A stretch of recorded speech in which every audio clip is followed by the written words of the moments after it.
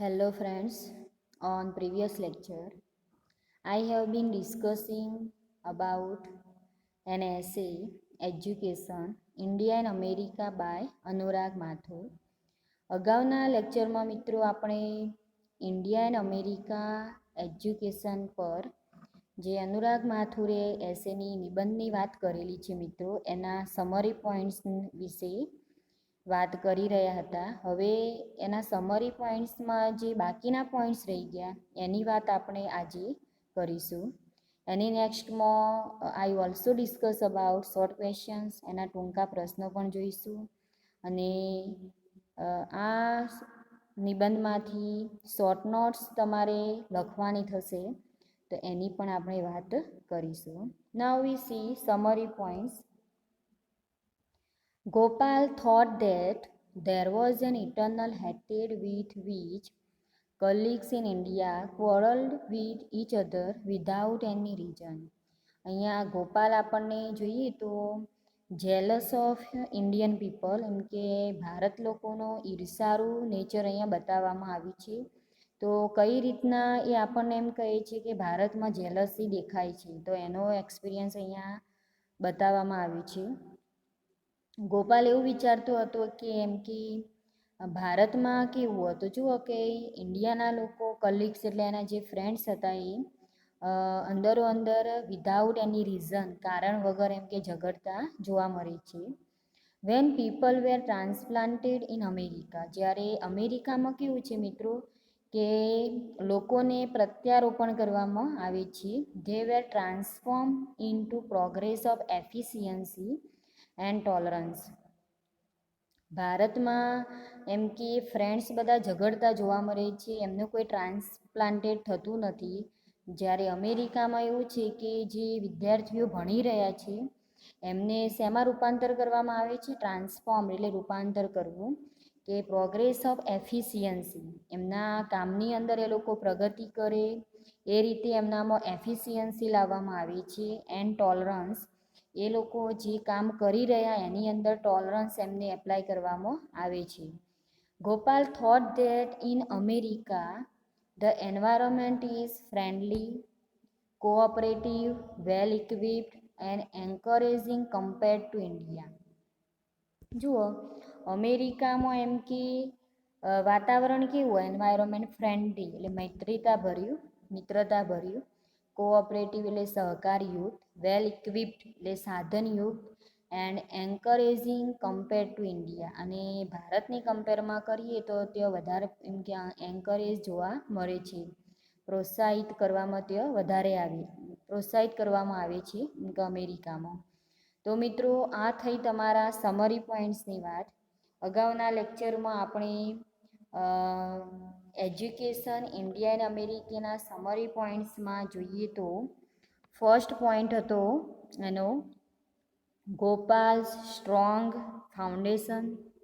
એનો બીજો પોઈન્ટ હતો ગોપાલ્સ એક્સપિરિયન્સ ઇન અમેરિકા. એની નેક્સ્ટમાં હતું અમેરિકન એન્વાયરમેન્ટ ઓફ એજ્યુકેશન. અને લાસ્ટ વન પોઈન્ટની વાત આપણે અગાઉ કરી રહ્યા હતા ને એના થોડાક પોઈન્ટ્સની વાત આજે આપણે કરી. તો jealous nature of the Indians એ લાસ્ટ પોઈન્ટ્સ વિશે પણ આપણે જોઈ ગયા. Now I give you short questions. તમારે ટૂંકા પ્રશ્નો પૂછાશે એક્ઝામની અંદર, તો કઈ રીતે લખવા એનો અહીંયા મેં શોર્ટ ક્વેશ્ચન્સ આપેલા છે મિત્રો, તૈયારી કરજો બધા. How had the Indian education system train Gopal. તો જુઓ ભારતીય શિક્ષણ પદ્ધતિએ ગોપાલને કેવી રીતે એમ કે તાલીમબદ્ધ કર્યો હતો, તેનો જવાબ આ રીતે લખાશે. Indian education system had train Gopal, providing him a strong foundation. It had drilled his mind and beaten it until it was a tight, rigid mass laid upon the fundamentals of science. Gopal found himself at advantage and made the most of his opportunities. તો જો અહીંયા એમ કે ભારતીય શિક્ષણ પદ્ધતિ જે હતી એ ગોપાલને એમ કે મજબૂત પાયો આપ્યો હતો, સ્ટ્રોંગ ફંડામેન્ટલ્સ એટલે કે મજબૂત પાયો આપ્યો હતો, અને એનાથી એનું મગજ કેવું હતું, એના મગજને પણ ટ્રેનિંગ અપાઈ હતી, ટ્રેન થયું હતું. ડ્રિલ્ડ એટલે કસરત થઈ હતી. અને વિજ્ઞાનના ચુસ્ત પાયાના સિદ્ધાંતથી, સાયન્સના ફંડામેન્ટલ્સથી એ વધુ એનું માઇન્ડ જે હતું એ ટાઈટ બન્યું હતું, તંગ બન્યું હતું. અને ગોપાલને તેનો લાભ મળ્યો. એડવાન્ટેજનો મિનિંગ થશે એનાથી એને લાભ થયો હતો. અને બહુ બધા ઓપોર્ચ્યુનિટીઝ એને મેળવ્યા હતા. ઓપોર્ચ્યુનિટીઝ એટલે તક, બહુ બધા સ્કોપ્સ એને અટેન્ડ કર્યા હતા. Now we see another questions. Number 2, why did Gopal find himself better than his American counterparts? કે ગોપાલ તેના સમોવડિયા, કાઉન્ટરપાર્ટ્સ મિત્રો એટલે અહીંયા સમોવડિયા એના જે ફ્રેન્ડ્સ હતા એમ કે, તો ગોપાલ તેના સમોવડિયા અમેરિકનો કરતાં શા માટે પોતાની જાતને વધુ સારો માનતો હતો? જ્યારે મિત્રો ગોપાલ એમ કે અમેરિકામાં ભણવા જાય છે તો એના ફ્રેન્ડ્સ બધા અમેરિકન હતા. તો એ ફ્રેન્ડ્સ કરતાં ગોપાલ એની સેલ્ફને સૌથી વધારે બેસ્ટ માને છે. તેનું કારણ શું હતું જોઈએ. Gopal found himself better than his American counterparts because he got the best of educational system where the early years instilled discipline and basics. In America, he found encouragement, yet simultaneously he found that the American students seemed unable to utilize the opportunities that their educational system offered at the higher level. જોઈએ મિત્રો કે ગોપાલ પોતાની જાતને જે એના American friends હતા એના કરતાં વધુ સારું ગણતો હતો. કારણ શું હતું કે તેને સૌથી સારી શિક્ષણ પદ્ધતિ મળી હતી, બેસ્ટ એજ્યુકેશનલ સિસ્ટમ એને મેળવી હતી.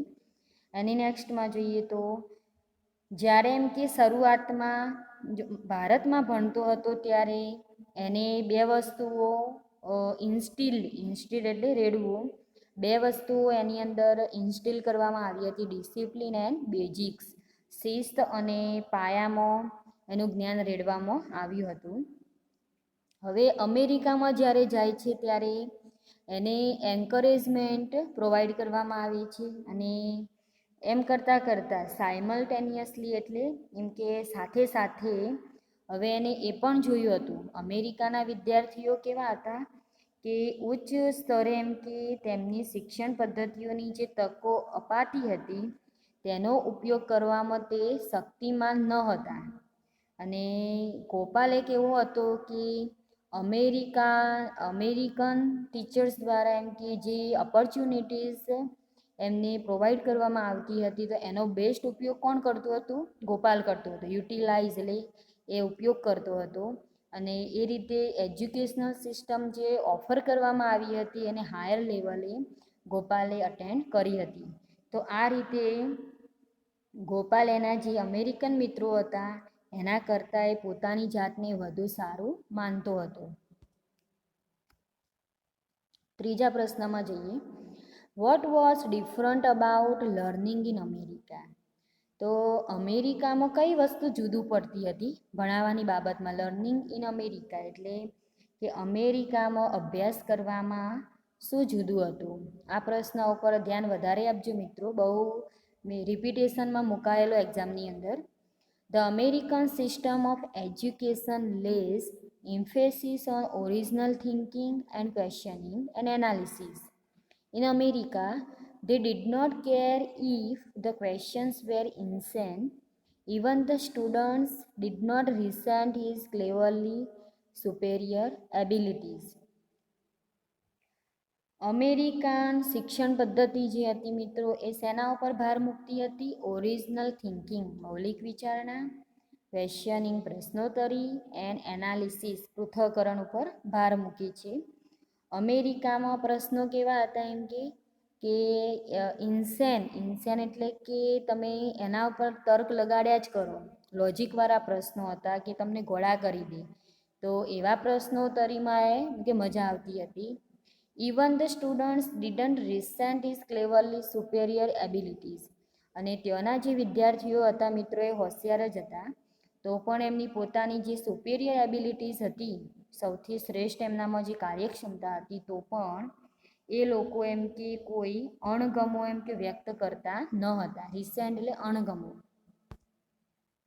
They spoke to him and expressed their admiration to him frankly. They were transparently very honest. અને એ લોકો જે બોલતા મિત્રો, they spoke to him, તેઓ તેની સાથે વાતો કરતા અને નિખાલસ રીતે તેની પ્રશંસા કરતા. અમેરિકન વિદ્યાર્થીઓ કેવા હતા? ફ્રેન્કલી હતા. they were transparently very honest. તેઓ એમ કે ખરેખર એમ કે પારદર્શક રીતે એમ કે પ્રામાણિક હતા.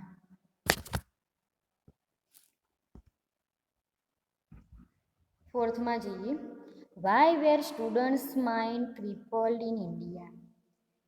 હવે જોઈએ કે ભારતમાં વિદ્યાર્થીઓના મગજ શા માટે અપંગ બને છે. ક્રિપલ્ડ એટલે મિત્રો અપંગ બનવું. કે ભારતના વિદ્યાર્થીઓના મગજ કઈ રીતે અપંગ બને છે એની વાત કરીએ. જુઓ, students mind are crippled in India because Indian education system gives importance to learning by rote. It instills discipline and the basics. એનું કારણ શું મિત્રો? કે ભારતમાં વિદ્યાર્થીઓના મગજ અપંગ બને છે. મગજ અપંગ બને છે એનું મિત્રો શું? કે વિદ્યાર્થીઓ એમના માઇન્ડથી કામ કરતા નથી. બરાબર?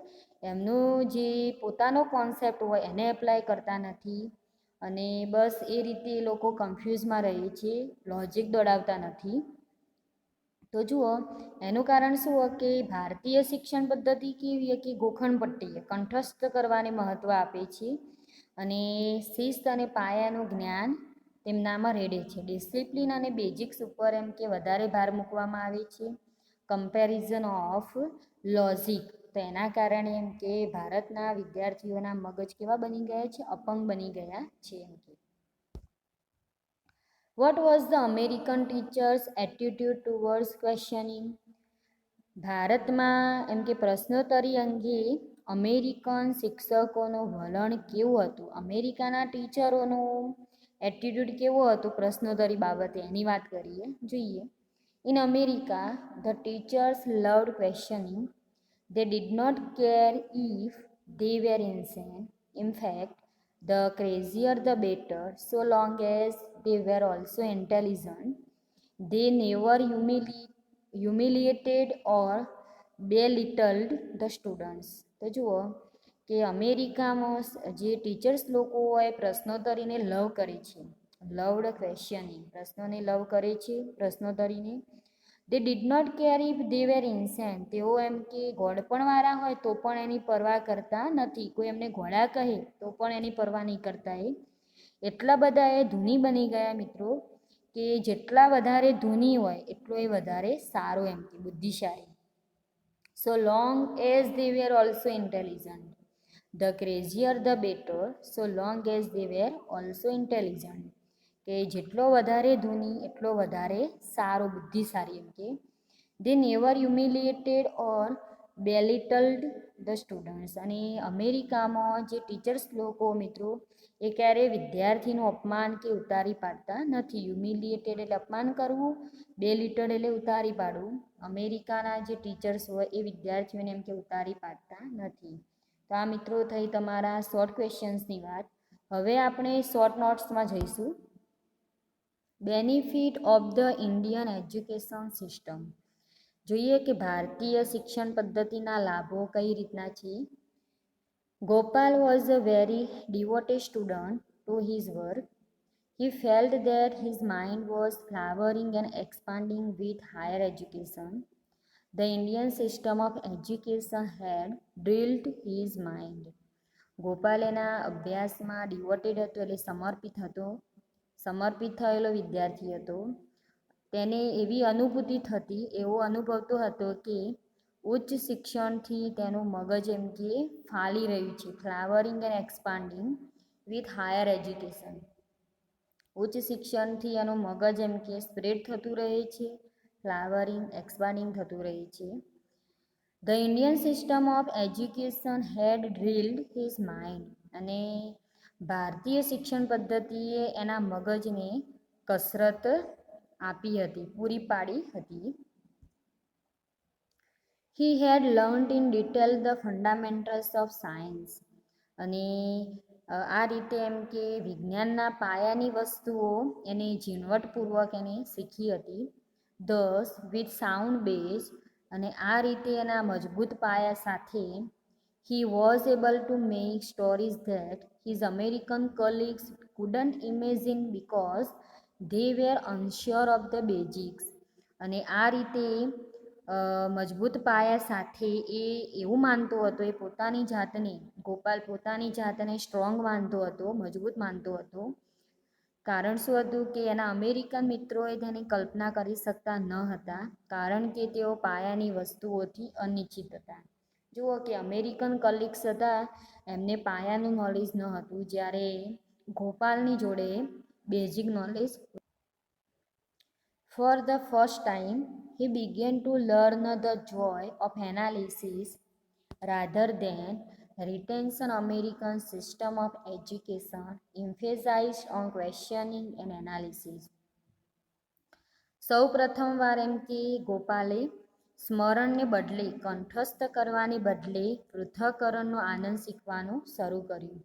અમેરિકન એજ્યુકેશન સિસ્ટમ શેના ઉપર ભાર મૂકતી હતી? Emphasized on questioning and analysis, પ્રશ્નોત્તરી અને પૃથ્થકરણ ઉપર એને ભાર મૂક્યો હતો ગોપાલે. Based upon the core of fundamentals that had been hammered into him, he experimented with leaps of logic. અને આ રીતે પાયાની વસ્તુઓના મધ્યવર્ગી ભાગો તેના મગજમાં સતત પીટવામાં આવ્યા હતા, અને તેને તાર્કિક કૂદકા ઉપર એમ કે એને પ્રયોગ કર્યો હતો. અને આ રીતે ગોપાલ પણ એક્સપેરિમેન્ટેડ કોના ઉપર કરતો હતો? લીપ્સ ઓફ લોજિક, એમને એમ તુક્કા દોડાવવામાં એનું મગજ એપ્લાય કરતો હતો, લોજિક દોડાવતો હતો. Often he stopped uncertainly as if waiting for someone to disapprove him because he was thinking according to books. અને આ રીતે જોઈએ તો ઘણીવાર એમ કે અચોક્કસ રીતે અટકી જતો, અનસર્ટેનલી એટલે અચોક્કસ રીતે અટકી જતો, અને એમ પણ એ વિચારતો કે જેમ કે કોઈ તેનો અસ્વીકાર કરે તેની રાહ જોતું હોય, કારણ કે તે હંમેશા પુસ્તકો વિશે વિચારતો.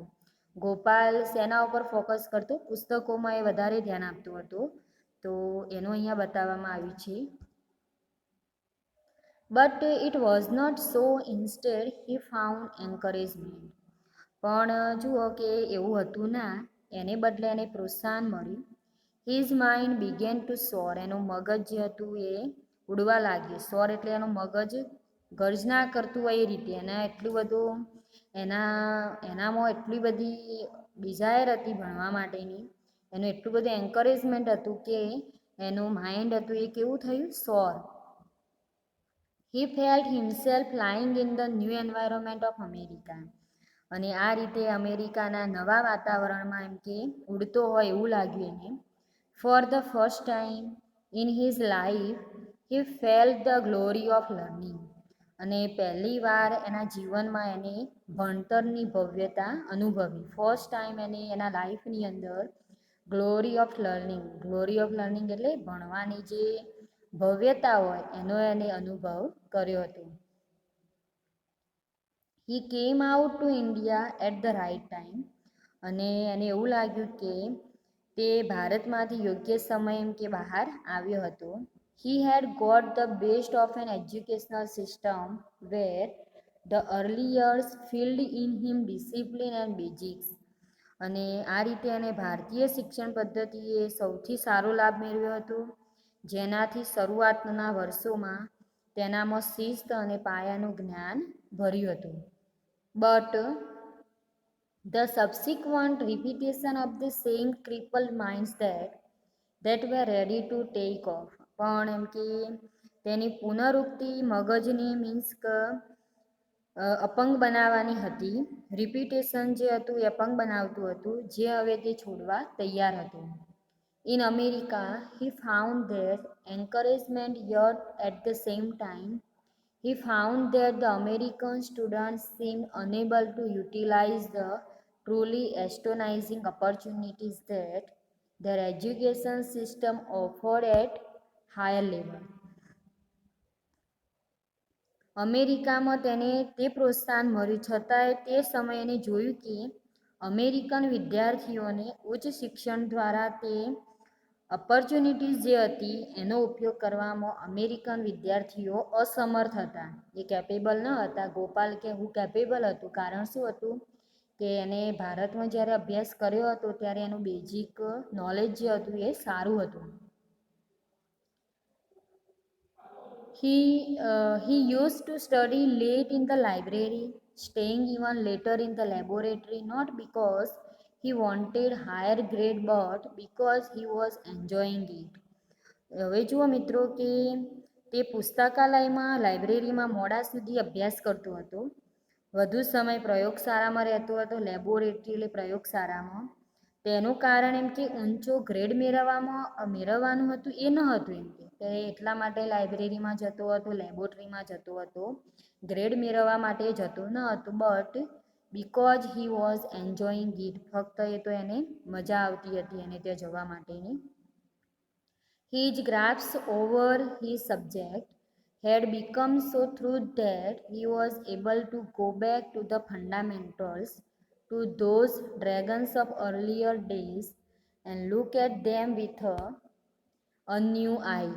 અને આ રીતે એમ કે તેના વિષય પરની જે ગ્રહણ શક્તિ હતી એટલી બધી સંપૂર્ણ હતી કે પાયાની વસ્તુઓ પર પાછા જવામાં સમર્થ રહેતો હતો. અને પહેલાંના સમયના જે રાક્ષસો પાસે જતો અને એમની નવી દ્રષ્ટિથી એ જોતો. Many question arose in his mind, બહુ બધા પ્રશ્નો એના મગજમાં ઉદ્ભવતા. Why were they constructed as they were, શા માટે એમ કે તેઓ તે રીતે શા માટે રચાયેલા હતા. એમ કે what was the intent and what was the result, એમ કે એનો ઈરાદો શું હતો અને પરિણામ શું હતું એ એને કંઈ ખબર પડતી ન હતી. કુડ દે બી ઇમ્પ્રુવડ અપોન, એમનામાં સુધારો લાવી શકાય. જો ગોપાલના મગજમાં મિત્રો આવા પ્રશ્નો ઉદ્ભવતા હતા. કુડ દે બી ઇમ્પ્રુવડ અપોન, તેમનામાં સુધારો લાવી શકાય.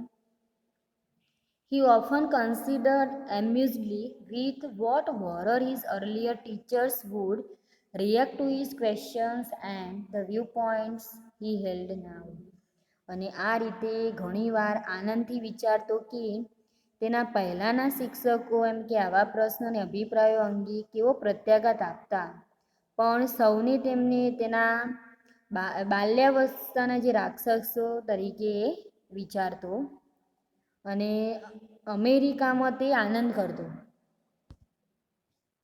But now he thought of them the Giants of his childhood. અને આ રીતે એનું જે ચાઇલ્ડહુડ હતું મિત્રો એને શું એ એવું વિચારતો કે હું જ્યારે ભણતો ત્યારે જાયન્ટ્સનો એને અનુભવ થતો હતો, રાક્ષસોનો એ વિચારતો હતો.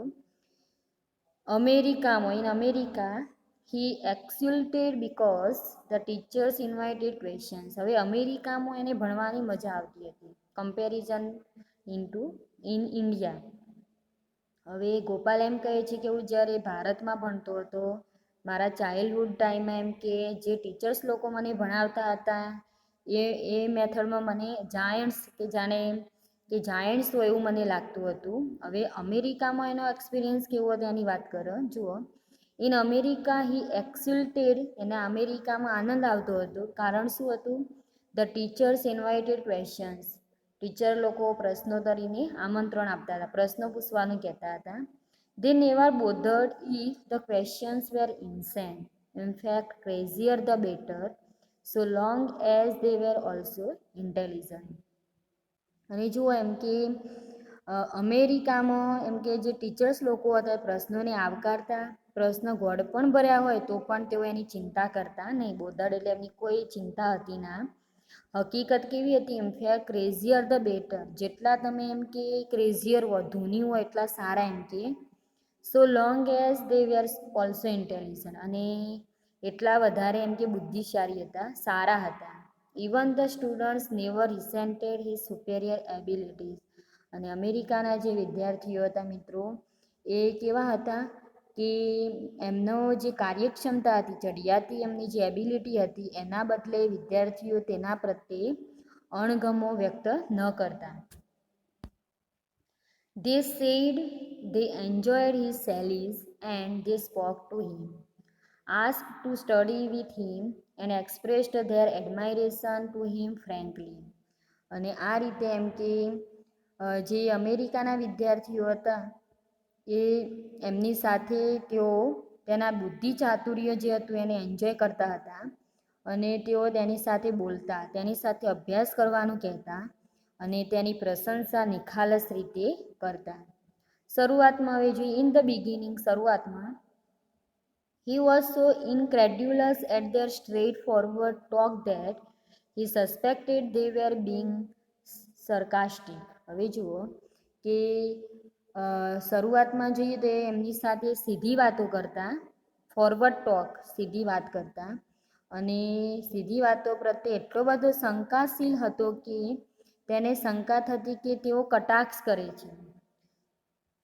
સરકાસ્ટિક એટલે કે ગોપાલને એવું સસ્પેક્ટેડ થતું, એવી શંકા થતી કે તેઓ એમ કે મારા ઉપર કટાક્ષ કરે છે. પણ જુઓ, બટ વેરી ક્વિકલી, પણ કે બહુ ઝડપથી એમ કે હી રિયલાઇઝ ધેટ, તેને ઝડપથી એવું સમજાયું કે દે વેર ટ્રાન્સપરન્ટલી ઓનેસ્ટ, WERE, એમ કે તેઓ ખરેખર એમ કે પારદર્શક રીતે પ્રામાણિક હતા. વેરનું સ્પેલિંગ VERE, ધ્યાન રાખજો. હવે મિત્રો આપણે બીજા ટોપિકની વાત નેક્સ્ટ લેક્ચરમાં કરીશું. Thank you.